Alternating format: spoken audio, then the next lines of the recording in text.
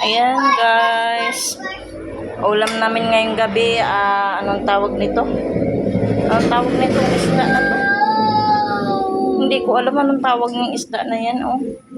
Ayan. Tulingan. Piniprito ko yan siya, 1 kilo yan, 100.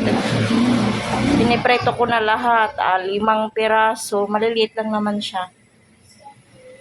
Preto ko yung nakahiwa na, yan yung panggawa ko ng sabaw. Ayan. Lagyan ko ng talbos ng kamuti. Ayan yung talbos ng kamuti. Hinugasan ko na yan 4 na beses. Tapos dito ko siya piniprito. Oh. Tapos ito yung sabaw. Yan. Yan. Pakuluin ko lang yan. Pag nakulo na yan, ilagay ko na ang gulay na talbos ng kamuti. Tapos itong isda, ko na sa taas ng gulay. Tapos ito, yung 3 na yan, bukas ko na yan ulamin para may ulam kami bukas. Tapos may beans dito, beans yan galing sa ibang bansa. Ayan. Kaya lang malalaki, ayoko ng malalaking beans kasi umay, sinisikmura ako. Kaya yan ang ulam namin. Yan.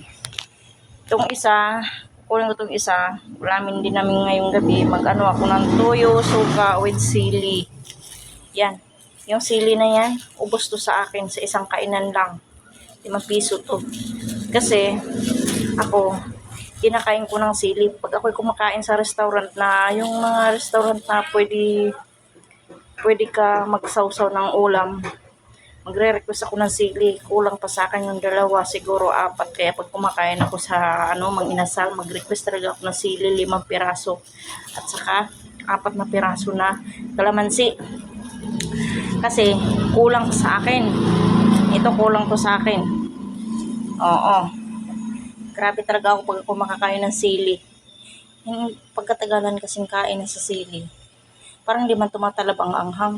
Pasarap ng pasarap eh. Habang umaanghang, pasarap ng pasarap. Kaya ang ending, nauubos. Katulad dati may puno kami sa sili sa probinsya. Kami lang ng papa ko ang nakakaubos kasi ang papa ko, ginagawa lang niyang ulam yan. Pinapapak. Lalo pag may ginamos.